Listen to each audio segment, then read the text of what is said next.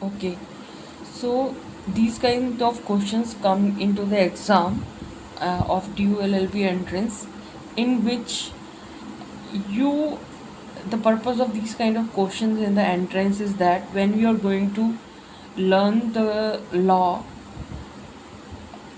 you will be giving you will be learning the uh, laws, and the conditions will be coming to you as different condition will come, and you have to apply that law on these different conditions.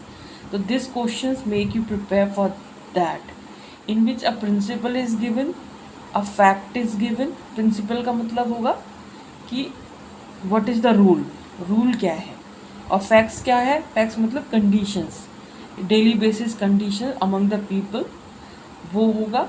तो इस principal को जो है आप इस fact पे लगाना होगा, और फैक्ट के अकॉर्डिंग आपको सॉल्यूशन ढूंढना है कि क्या जो इस फैक्ट्स में कंडीशन अराइज हुई है, कॉन्फ्लिक्ट अराइज हुआ है, तो how to sort out that conflict you are basically with the help of the principle given.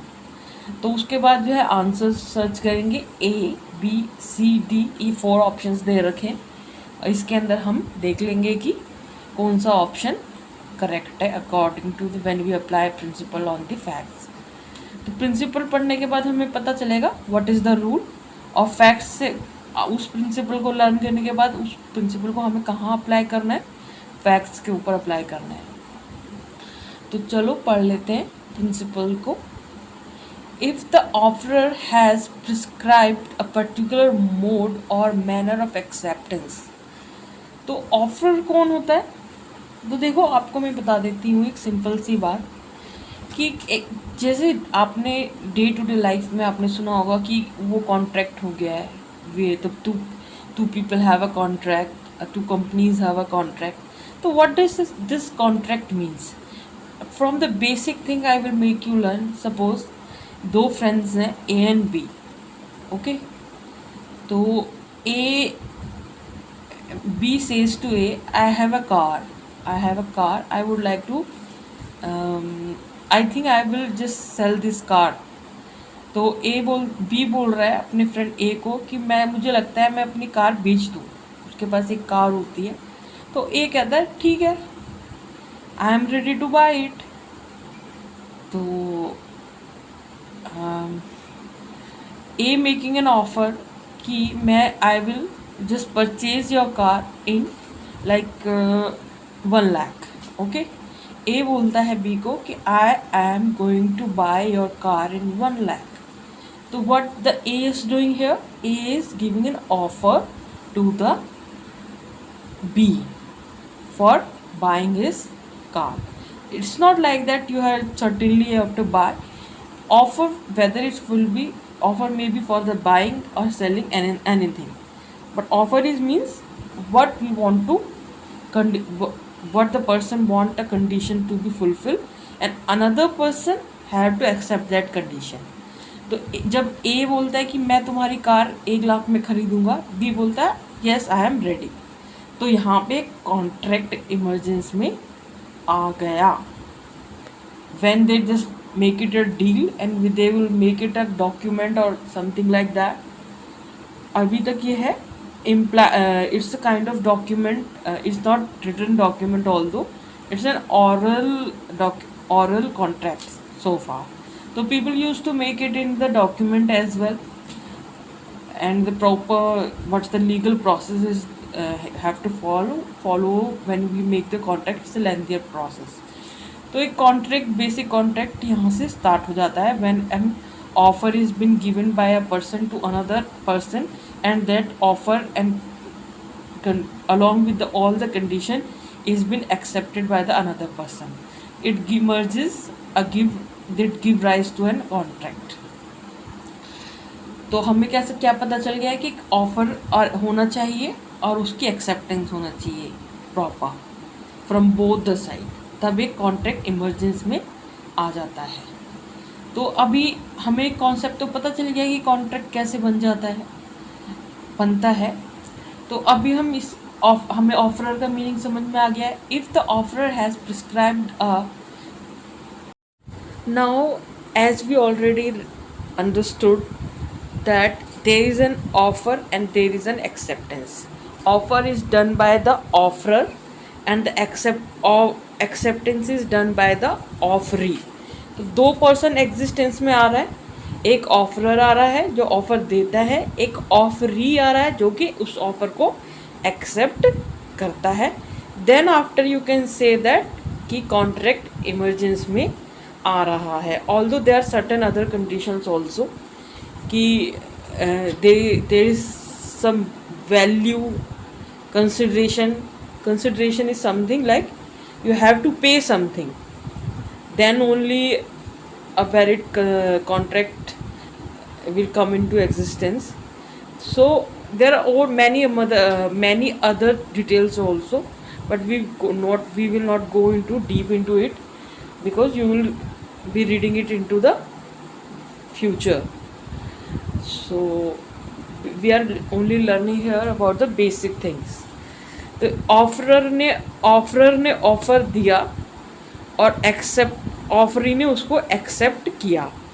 तो यहाँ पर भी वही कॉन्सेप्ट नज़र आ रहा है प्रिंसिपल के अंदर कि एक ऑफरर है, उसने क्या करा है, क्या बोला है कि if an offerer has prescribed a particular mode or a manner of acceptance, the acceptance must be made in the prescribed manner only.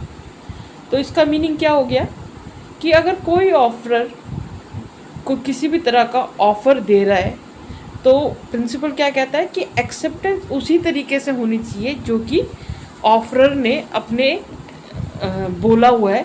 Particular mode और मैनर में अगर उसने कंडीशन रख दी है ऑफरर ने कि देखो भाई, जब मैं बोलूँगा मैंने एक ऑफ़र दे दिया है, मुझे एक्सेप्टेंस उसी तरीके से चाहिए जैसे कि मैंने बोला है.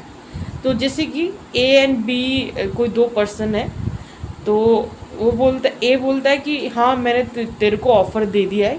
अभी हमने रीड किया था, तो एग्जांपल फिर से मैं रिपीट कर देती हूँ. ए ने बोला कि हाँ I want to buy your car in 1 lakh. तो बी ने कहा yes I am ready. But A ने बोला कि मैं तो तभी उस चीज़ को ऑफ़र मानूंगा, एक्सेप्टेंस मानूंगा जब तू उसको एक पेन पेपर से लिख कर दे देगा, or either you will email it or either you will call me on the phone. तो there are lots of many manners in which acceptance could be done. तो बट ए अपने offer में बोल देता है कि मैं तो उस कॉन्ट्रैक्ट को तभी वैलिड मानूंगा, ये तभी मानूंगा जब तू अपने एक्सेप्टेंस जो है थ्रू ईमेल देगा. तो यहाँ पर भी यही कंडीशन है. कहने का मीनिंग ये है कि कहने का मतलब ये है कि जो कंपनी है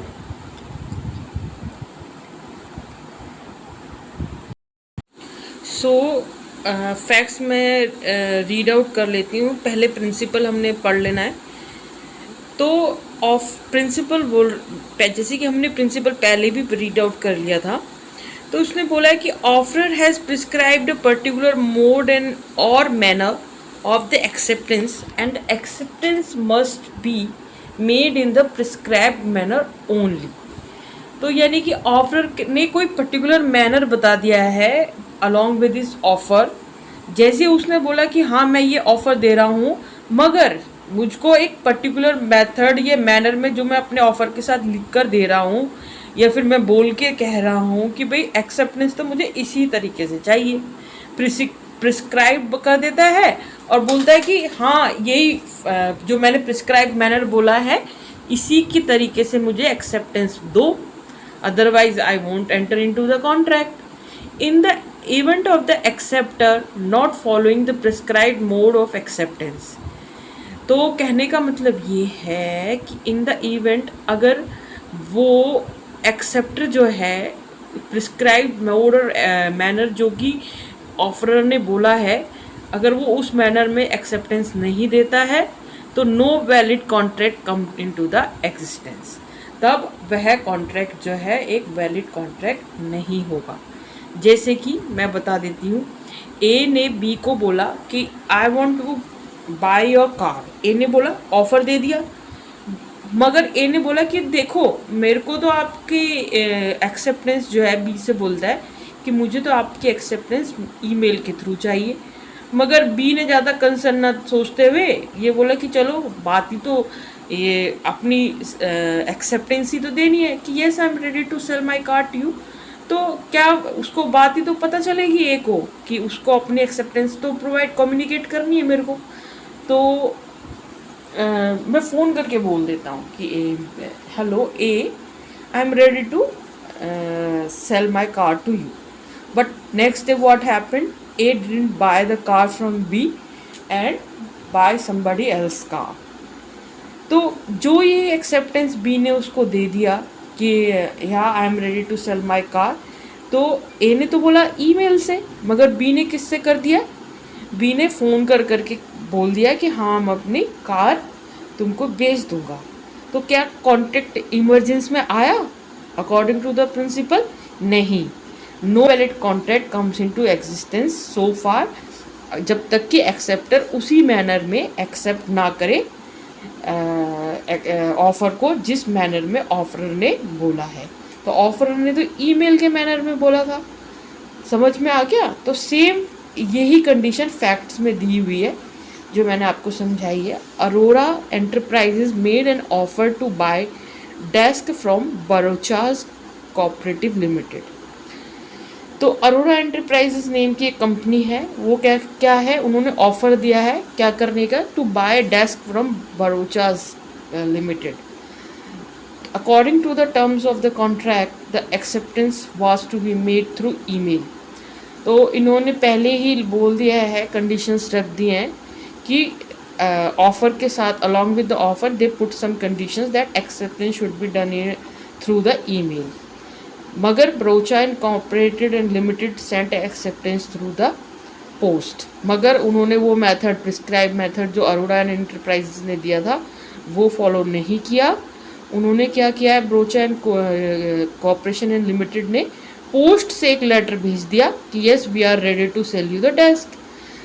क्या उन्होंने प्रिस्क्राइब मैनर फॉलो किया जो अरोरा एंड एंटरप्राइजेज ने बोला था कि ईमेल होना चाहिए? No. Aurora Enterprises received this letter but entered into the contract with the Abdullah Enterprises. हालांकि वह जो एक्सेप्टेंस का लेटर था जो कि पोस्ट किया था Brocha and corporation and limited ने, वो उनको they got it, Arora enterprises got that letter, acceptance तो उन तक पहुंच गई, ठीक है, मगर उन्होंने उस एक्सेप्टेंस को नहीं माना और अनदर डे एक अनदर कंपनी के साथ कॉन्ट्रैक्ट कर लिया जो कि नेमिंग थी अब्दुल्ला एंड एंटरप्राइजेस। तो अभी कॉन्ट्रैक्ट, क्या कॉन्ट्रैक्ट फुलफिल हुआ? कॉन्ट्रैक्ट इमरजेंसी में आया, ऑल एक्सेप्टेंस थ्रू पोस्ट भेज दी गई है, ऑफर दे दिया गया है अरोरा की तरफ से, अरोरा एंड एंटरप्राइजेस की तरफ से। क्या कॉन्ट्रैक्ट इमरजेंसी में आया?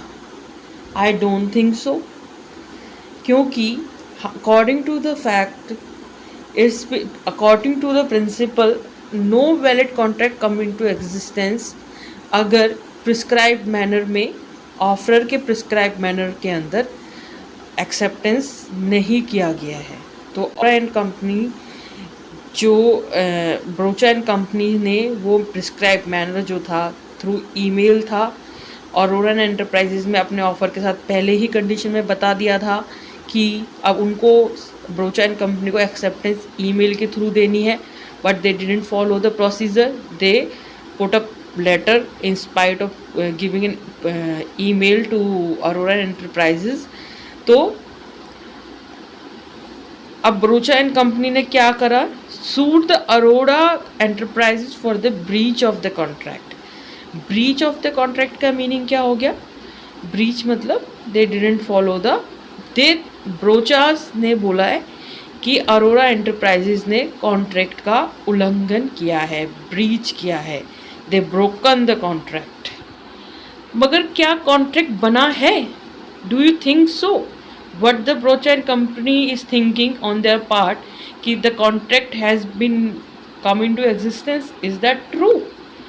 क्या ब्रोचा एंड कंपनी की जो सोच रहे हैं कि उन्होंने एक्सेप्टेंस दे दी है थ्रू पोस्ट, एक वैलिड कॉन्ट्रैक्ट एग्जिस्टेंस में आ गया, क्या वो एग्जिस्टेंस में आया है really?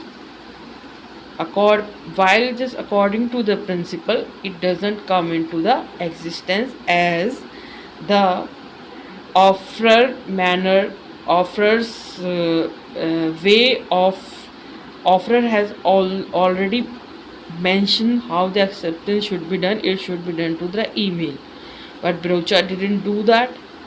Brocha put a post letter in spite of the email. So according to the principle, when we put a principle on these facts, we came to know that there is no valid contract comes into existence between the Aurora Enterprises and Brocha and Corporation. So Aurora Enterprise are free to make this another contract with anybody else, any third party. They are not bound to do or follow this kind of they are not bound by the Brocha's companies, or they are not bound to do any contract or follow the contract condition, because there is no contract, so they are not bound at any way. तो उन्होंने, अब question ये है, decision ये है कि Brocha and Corporation Limited can successfully sue Aurora Enterprises at it was conveyed its acceptance and fulfill essential conditions required by the contract. क्या Brocha and Corporation Limited successfully Aurora Enterprises को sue कर पाएंगे, क्योंकि it has conveyed its acceptance and fulfill essential conditions required by the contract.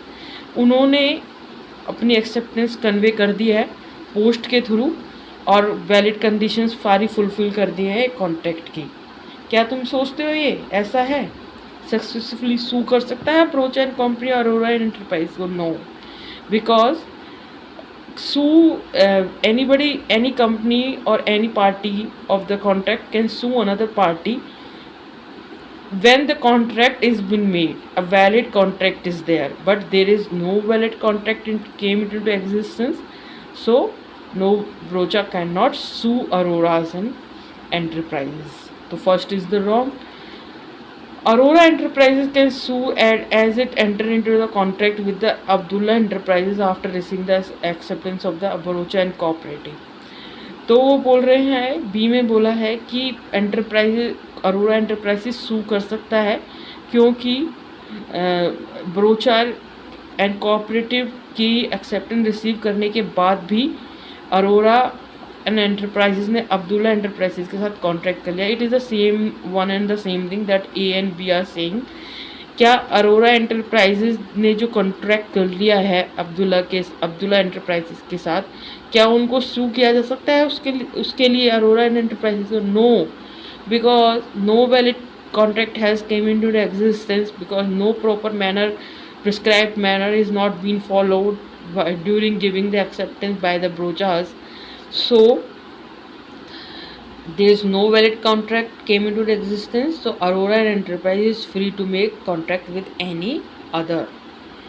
So they are making it with the Abdullah or somebody, A and B, C, D, anybody.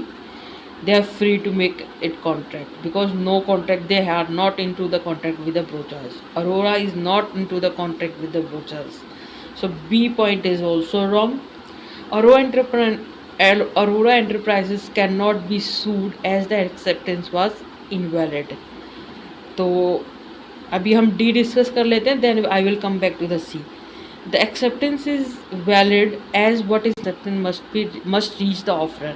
देखो students को confusion हो जाता है कि acceptance तो दे ही दिए है, उसको सुनाई तो उसको पता तो चल ही गया था अरोरास को कि he is ready to sell the desk, Brochas are ready to the sell the desk, मगर but the acceptance is not been done through the prescribed manner, so there is no valid contract according to the principle. ठीक है, principal के according email, जब तक email में या prescribe manner में जो कि ऑफरर ने कहा है उसी में एक्सेप्टेंस नहीं दिया जाता है, तब तक वैलिड कॉन्ट्रैक्ट नहीं एग्जिस्टेंस में आता है। ऑल्दो अगर वो फर्दर मैटर है कि अगर अरोड़ा ने लेटर को भी कंसीडर कर लिया और उसके बाद उन्होंने कोई कंटेंशन कोई they didn't put any questions और they didn't ask the offeree to make in the prescribed manner, it's a different thing. But according to this principle, there is no valid contract because prescribed manner is not being followed by the offeree while giving his acceptance. So D point is also wrong. तो C point हमारा ठीक है क्योंकि Aurora Enterprise cannot be sued as the acceptance was invalid. This is the right thing.